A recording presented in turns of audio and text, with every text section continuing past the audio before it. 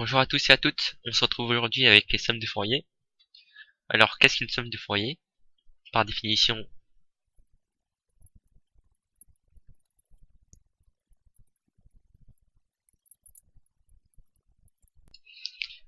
c'est la somme pour k allant de moins n à n des ck exponentielles ik oméga t, à ne pas confondre avec les séries de Fourier, qui, à la place des entiers, ont des bandes infinies.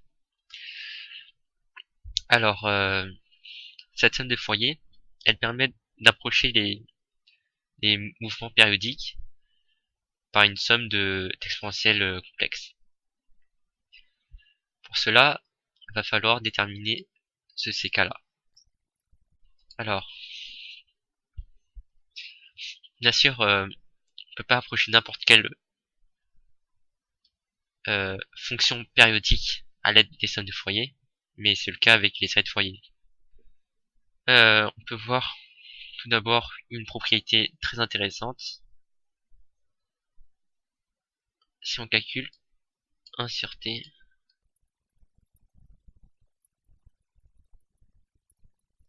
alors si on calcule cette intégrale-là,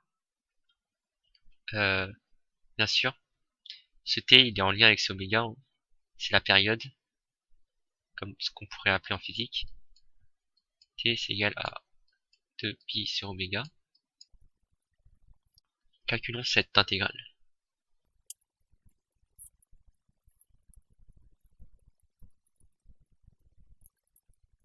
Attention, ici je divise par n, donc il faut différencier le cas n égale 0 et n différent de 0. Si n vaut 0, on a l'intégrale de 1, parce que l'exponentielle de 0 c'est 1. Donc on a t qui en ressort, et on a t sur t qui vaut 1. Et donc, cette intégrale-là,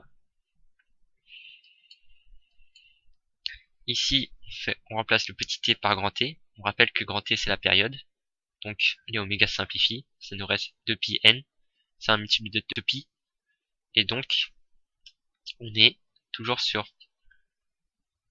l'exponentielle qui vaut 1, et 1 moins la borne en 0, 1 moins 1, 0.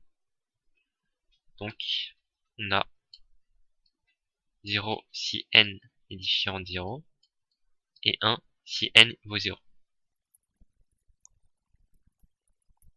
C'est égal en fait au symbole de Kronecker, delta n 0. Je rappelle que le symbole de Kronecker vaut 1 si les deux quantités là sont égales, et 0 sinon. On a bien si n égale 0, 1, et 0 sinon. Donc 1 sur t.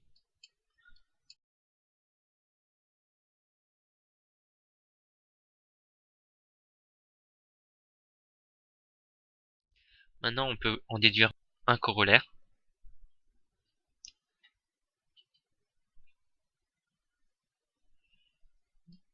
Un sur grand T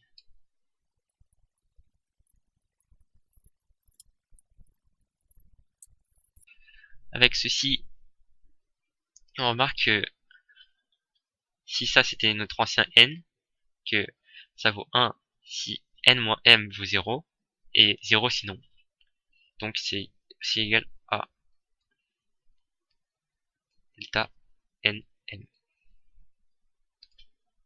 Ça vaut 1 si n égale à m, et 0 sinon. Ça c'est un corollaire. 4 en rouge. Maintenant, on peut calculer l'intégrale de 1 sur t.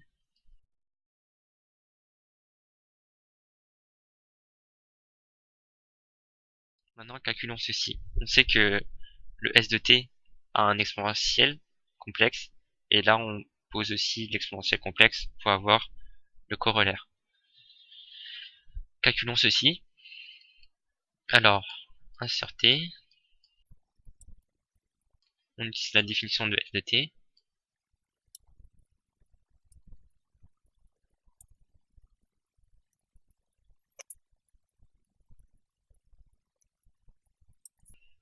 on va faire sortir la somme, puisque si c'est une somme simple, on peut le sortir de l'intégrale par linéarité.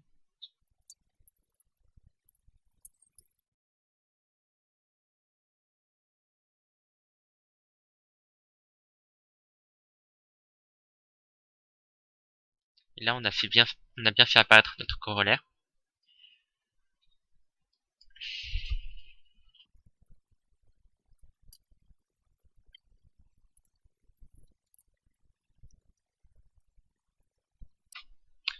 Et ça, le symbole de Kronecker, il dit que ça vaut 1 si k égale n, et 0 sinon.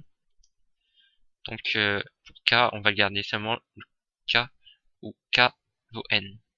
On supposera que quand n est plus grand que petit n en valeur absolue, pour avoir 1 sur t.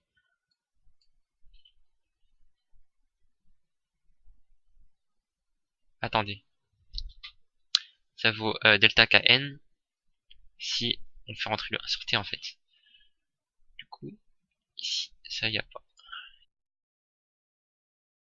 Du coup, ça vaut cn. Ou bien si n est plus grand que grand N en valeur absolue, bah il y a aucun élément k qui vaut n, du coup ça vaut 0. Ainsi, on a ceci qui vaut cn.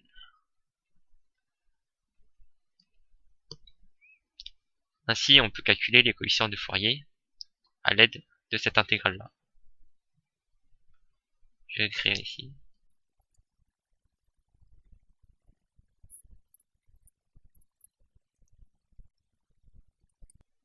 Voilà, c'est tout pour cette fois-ci. Merci d'avoir regardé cette vidéo et à bientôt.